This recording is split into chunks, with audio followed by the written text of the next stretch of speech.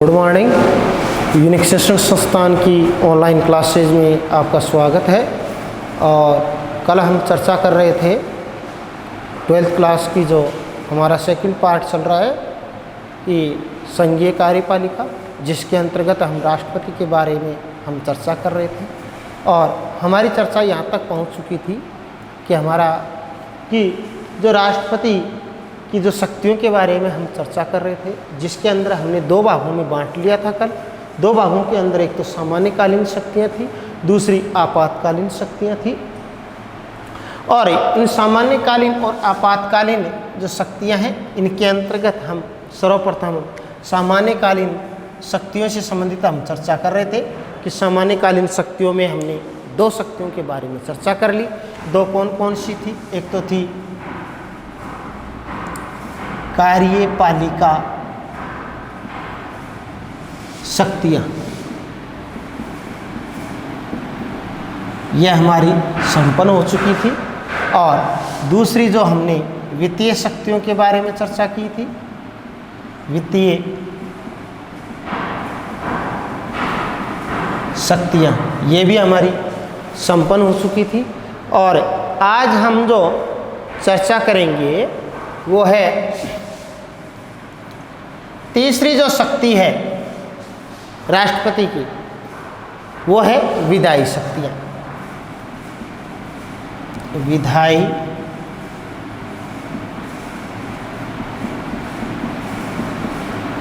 शक्तियाँ, इसके बारे में हम आज चर्चा करेंगे कि विधायी शक्ति। देखिए, राष्ट्रपति संसद का अंग है। हमारे को मालूम है संसद से क्या तात्पर्य है। संसद का अर्थ ये है जिसके अंदर राष्ट्रपति, संसद के दोनों सदन, लोकसभा और राज्यसभा को हम एक जगह मिला देंगे तो उसको हम कहते हैं पारंपरिक तौर पे व्यवस्थापिका या संसद। संसद का निर्माण राष्ट्रपति और दोनों सदनों से मिलकर के संसद का निर्माण होता है। यह हमारे संसद से तात्पर्य कि संसद से क्या तात्पर्य, राष्ट्रपति और संसद के दोनों सदनों को हम एक जगह मिला देते हैं तो वो होते हैं संसद।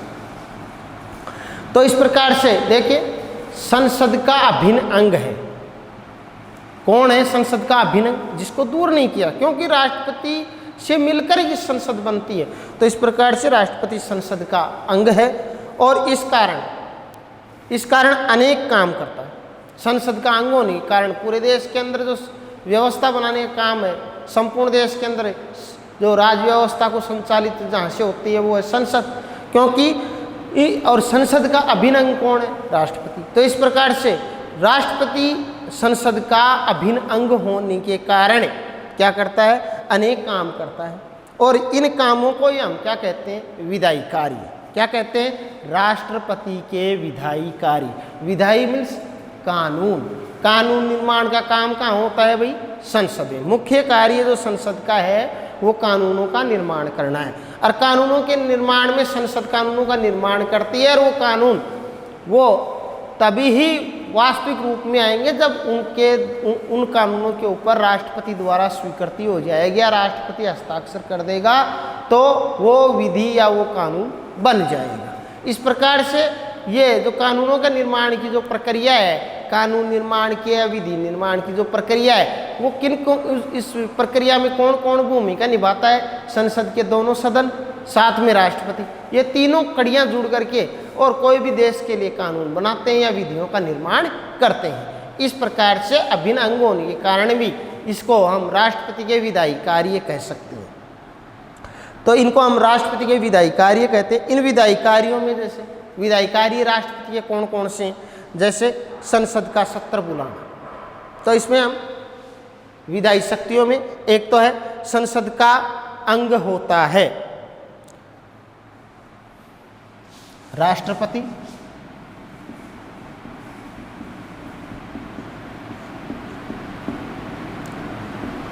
संसद का अंग होता है, क्या होता है? संसद का अंग।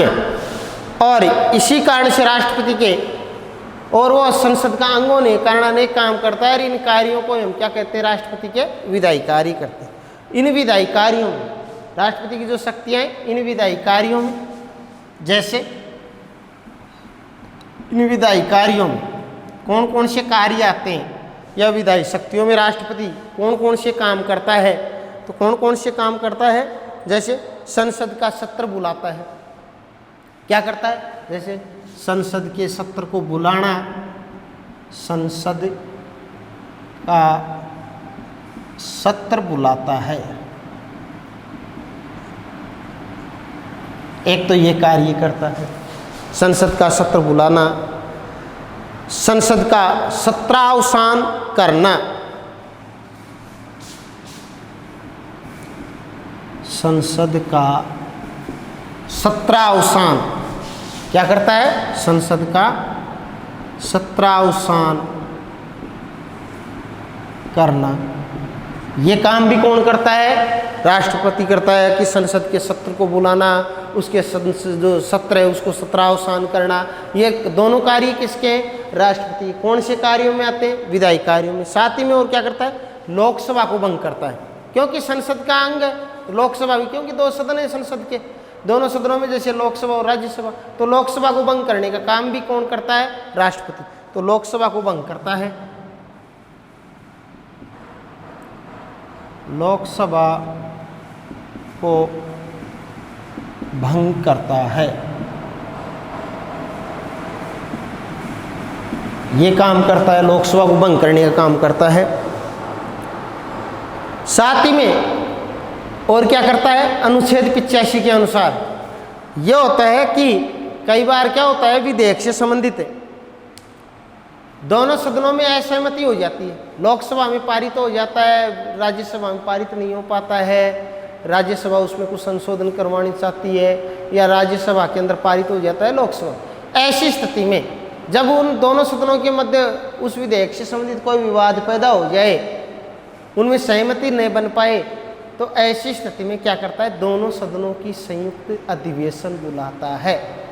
ये भी विधायी, क्योंकि कानून के लिए तो बुला रहे हैं, दोनों सदनों के अंदर सहमति नहीं हो रही, ऐसी स्थिति में दोनों सदनों को क्या करता है कि अनुच्छेद 85 में ये व्यवस्था की गई है, क्या की गई है कि संसद के दोनों सदनों को संयुक्त रूप से संबोधित भी करता है। क्या करता है, अनुच्छेद 85 में ये व्यवस्था की गई, उनकी बैठक नहीं बुलाता है, बल्कि उनको संयुक्त रूप से संबोधित करता है अनुच्छेद 85 के अनुसार। तो ये है हमारी अनुच्छेद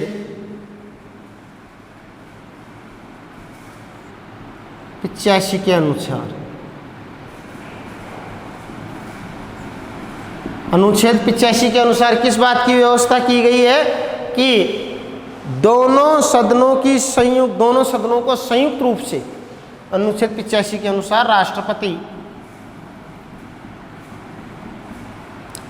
राष्ट्रपति संसद के दोनों सदनों को, राष्ट्रपति संसद के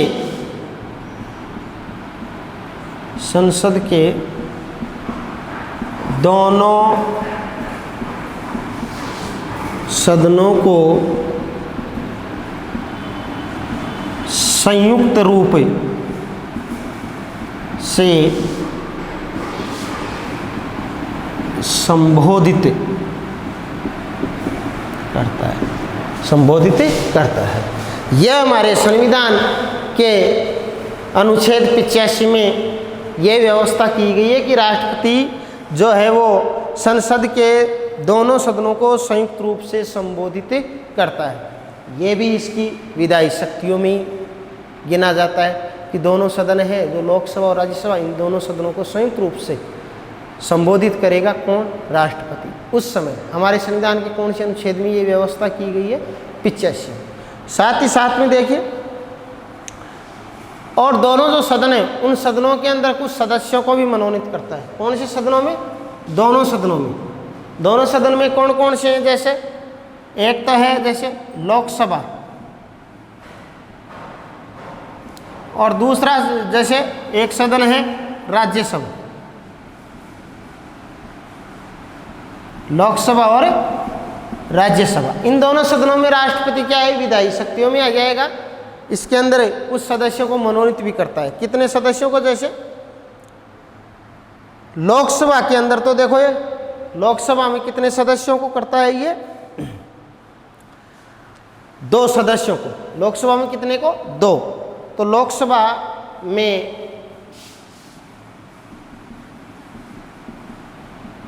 राष्ट्रपति, लोकसभा में राष्ट्रपति 2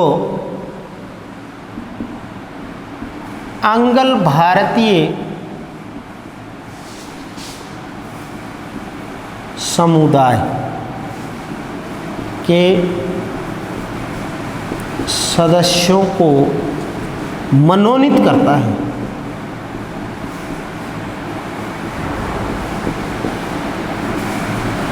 क्या करता है? मनोनीत करता है, नियुक्त नहीं करता है भाई।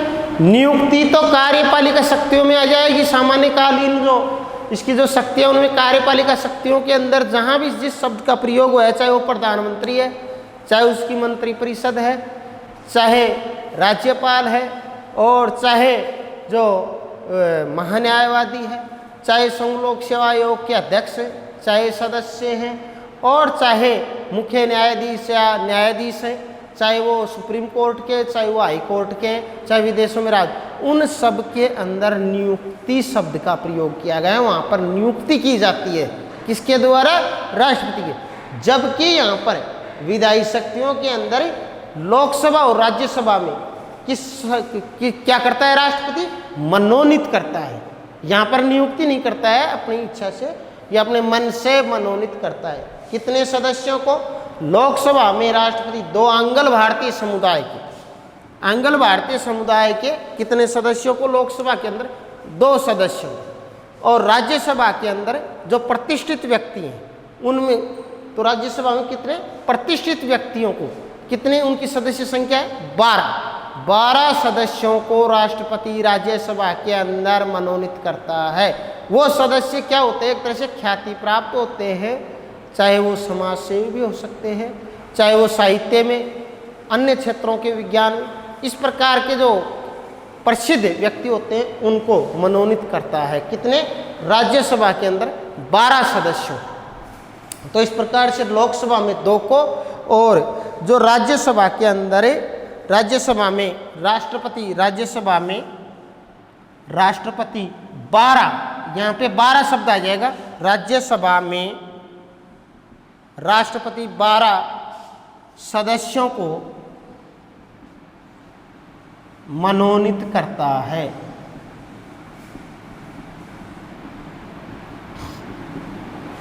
कितने सदस्यों को मनोनीत करता है? 12 सदस्यों को मनोनीत करता है।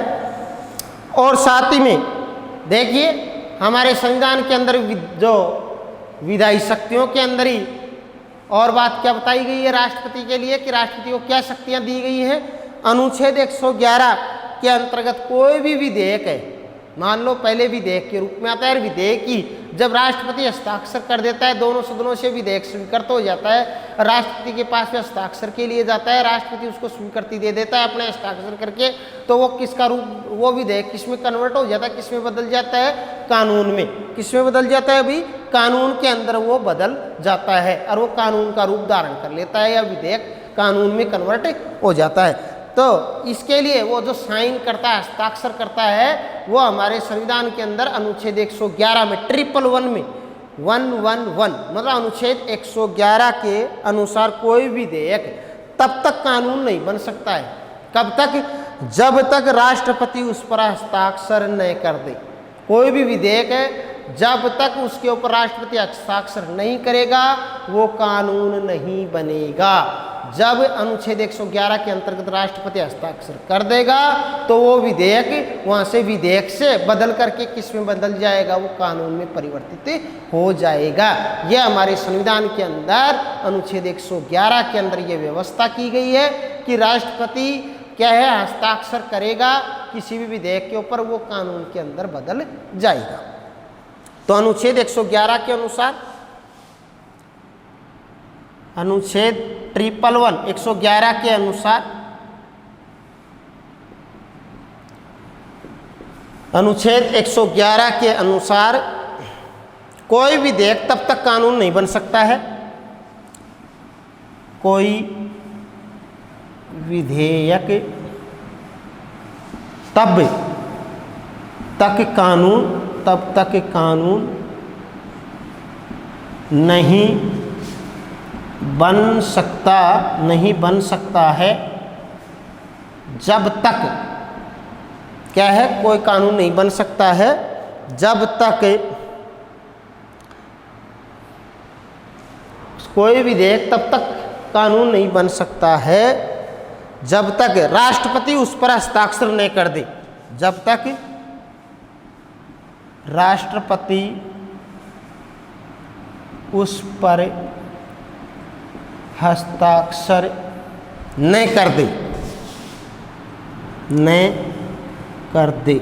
तो कहने का मतलब किसी विधेयक को कानून में तभी बदल सकता है जब अनुच्छेद 111 के अनुसार राष्ट्रपति उस विधेयक के ऊपर राष्ट्रपति हस्ताक्षर कर देगा, तो वो विधेयक किस में बदल जाएगा, कानून में बदल जाएगा। देखो साधारण विधेयक होते हैं, हमने पहले भी चर्चा की थी। साधारण विधेयक को क्या कर सकता है राष्ट्रपति, पुनर्विचार के लिए लौटा सकता है। संसद के जो भी सदन, जिस सदन ने प्रस्तुत किया है, दोनों सदनों ने प्रस्तुत कर दिया है, उस विधेयक को यदि वो साधारण विधेयक है तो उसको पुनर्विचार के लिए, उसमें सुधार के लिए, उसके ऊपर दोबारा विचार मंथन के लिए राष्ट्रपति उसको लौटा सकता है।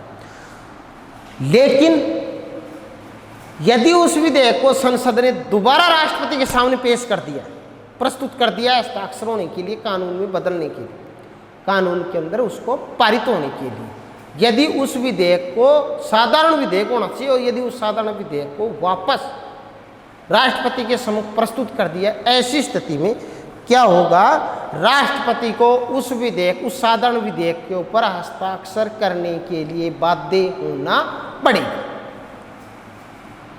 साधारण विधेयक को राष्ट्रपति के सम्मुख प्रस्तुत किया जाता है और राष्ट्रपति क्या कर सकता है, उसको पुनर्विचार के लिए या उसमें कुछ संशोधन के लिए वापस भेज देता है, वापस जांच के लिए भेज देता है कि आप उसके अंदर ये कुछ सुधार करके दो या इस प्रकार जो भी।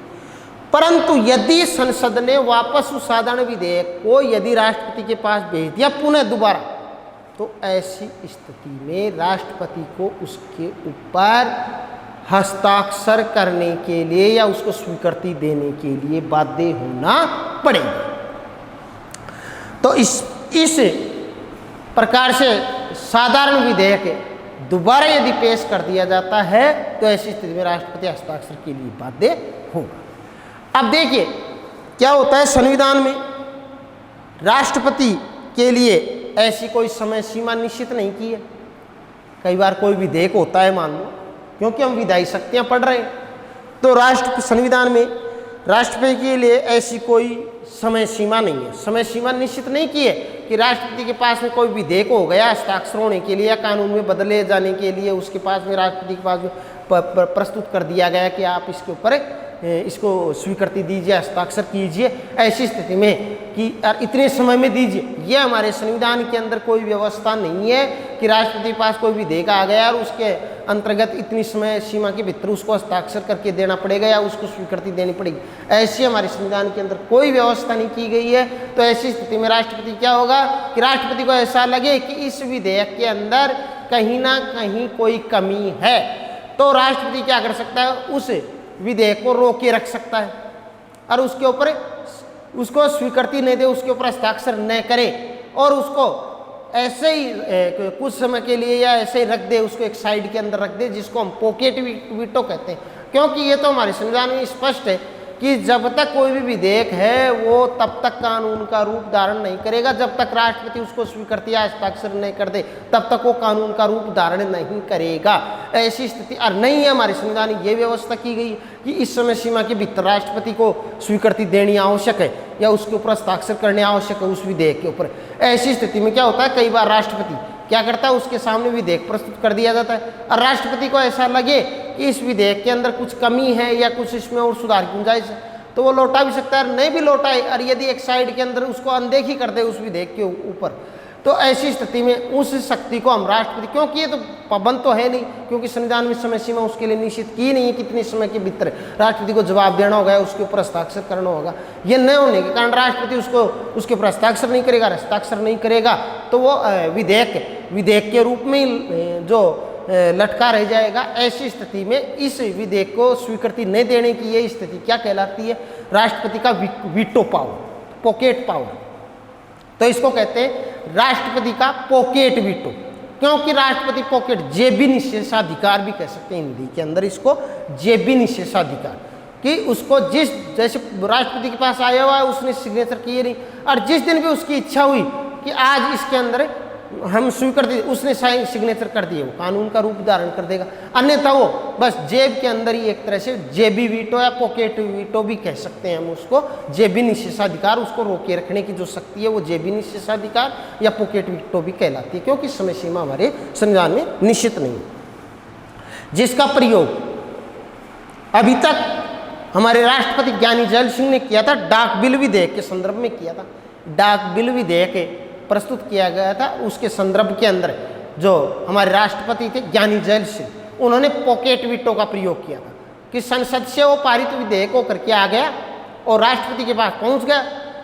राष्ट्रपति के अंदर उसके अंदर किसी प्रकार की कोई सिग्नेचर नहीं किए, एक साइड के अंदर उसको रख दिया। और ऐसी स्थिति में इसका प्रयोग ज्ञानी जैल सिंह ने किया था। कौन से विधेयक के संदर्भ में? डाक बिल विधेयक के संदर्भ के अंदर। ये पहला उदाहरण है हमारे यहाँ पर भारत के अंदर, भारत की व्यवस्था में। तो इस प्रकार से समय सीमा निश्चित न होने के कारण भी विधेयक को रोके रख सकता है कौन? राष्ट्रपति। अब आता है हमारे संविधान के इसी के अंदर विधायी शक्ति के अंदर अगला बिंदु है अनुच्छेद, जो इसी के अंदर है विधायी शक्तियों में अनुच्छेद है 123। तो इस प्रकार से जो ज्ञानी जैल सिंह ने जो डाक बिल के संदर्भ में किया था पॉकेट वीटो का प्रयोग, उदाहरणतः हमारे को ध्यान में रखनी चाहिए कि पॉकेट वीटो का प्रयोग जिसके अंदर समय सीमा निश्चित नहीं है, तो इसको हम पॉकेट वीटो कहते हैं कि जिस विधेयक को स्वीकृति नहीं दिया, हस्ताक्षर नहीं करे, तो वो पॉकेट वीटो है। और पॉकेट वीटो के अंदर कोई समय सीमा नहीं होती है। ऐसी स्थिति में राष्ट्रपति ज्ञानी जैल सिंह ने डाक बिल के संदर्भ में पॉकेट वीटो का प्रयोग किया था।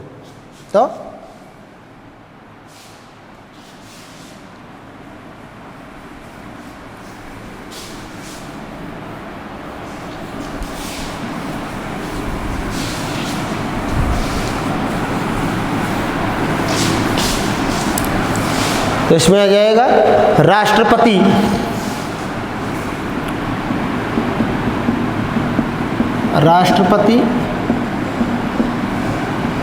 ज्ञानी जैल सिंह। तो राष्ट्रपति ज्ञानी जैल सिंह ने डाक बिल, कौन सा बिल? डाक बिल या डाक विधेयक, डाक बिल के संदर्भ में, डाक बिल के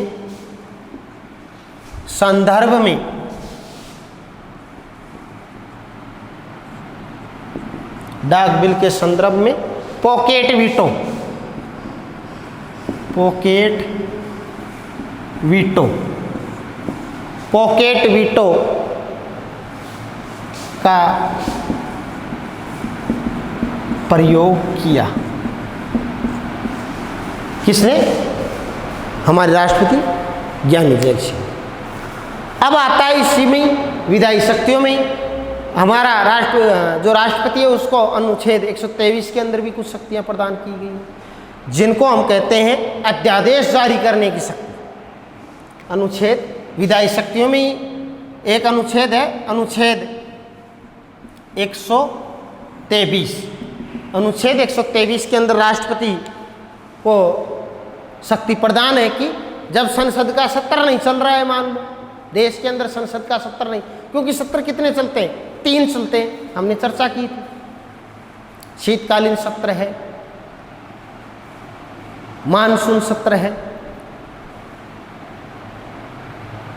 बजट सत्र है, ये 3 सत्र चलते हैं हमारे।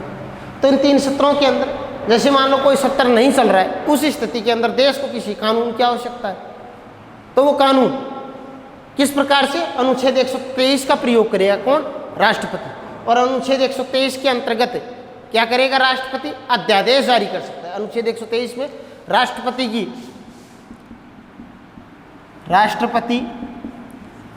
की अध्यादेश अध्यादेश जारी करने, राष्ट्रपति की अध्यादेश जारी करने, अध्यादेश जारी करने की शक्ति है। अध्यादेश जारी करने की शक्ति कौन से अनुच्छेद में है? अध्यादेश जारी कर सकता है अनुच्छेद 123 के अंदर। कौन? राष्ट्रपति। कि जब संसद का सत्र नहीं चल रहा है, ऐसी स्थिति में राष्ट्रपति अध्यादेश जारी कर सकता है। और जो संसद जैसा कानून बनाती है उस कानून के समान ही जो अध्यादेश है, जो कानून राष्ट्रपति के द्वारा जारी किया गया है, जो आदेश जारी किया गया है, अध्यादेश मतलब जो आदेश जारी किया गया है, जैसे संसद कानून बनाती है उन कानूनों के समान ही उसको शक्ति प्राप्त होगी राष्ट्रपति के आदेशों को। वो आदेश किस में बदल जाएंगे? कानूनों में। और वो कानूनी क्या कहलाते हैं? अध्यादेश कहलाते हैं। कि जो ऐसी देखो अनुच्छेद 123 के अंतर्गत राष्ट्रपति अध्यादेश जारी कर सकता है। और जब संसद का अधिवेशन नहीं चल रहा हो तो ऐसी स्थिति में राष्ट्रपति अध्यादेश जारी कर सकता है जो संसदीय कानून के समान ही प्रभावी होंगे। जैसे संसद कानून बनाती है वो कानून देश के अंदर जिस प्रकार से प्रभावी होते हैं उसी प्रकार से राष्ट्रपति के आदेश भी, जब संसद का सत्र नहीं चल रहा है, राष्ट्रपति ने कोई आदेश जारी कर दिया अनुच्छेद 123 का प्रयोग करते हुए, तो वो आदेश भी किसमें? कानून के रूप में परिवर्तित हो जाएगा। और वो कानून भी उसी प्रकार का प्रभाव दिखाएगा जैसा संसद के द्वारा जो पारित कानून होता है वो जैसा प्रभावशाली होते हैं, वैसे ही राष्ट्रपति के अध्यादेश भी प्रभावशाली होंगे।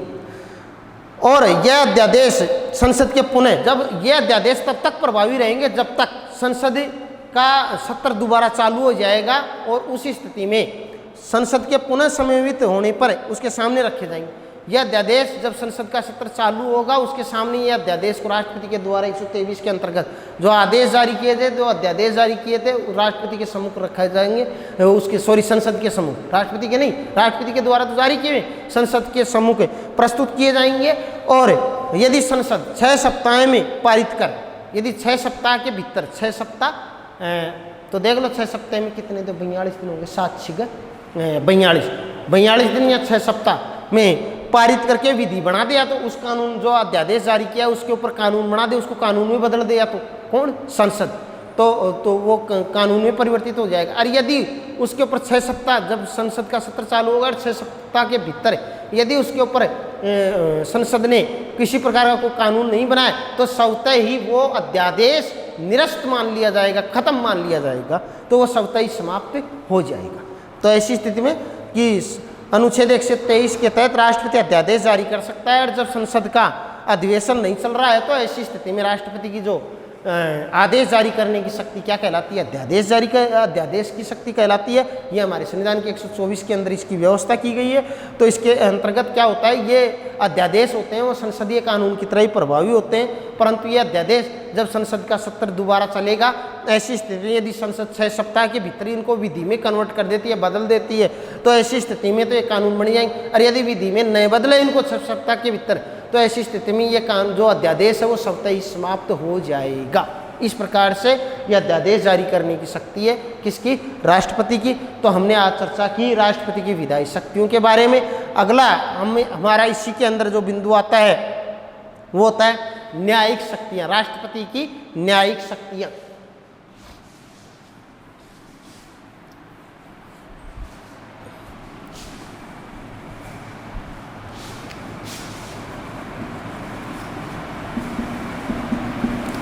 न्यायिक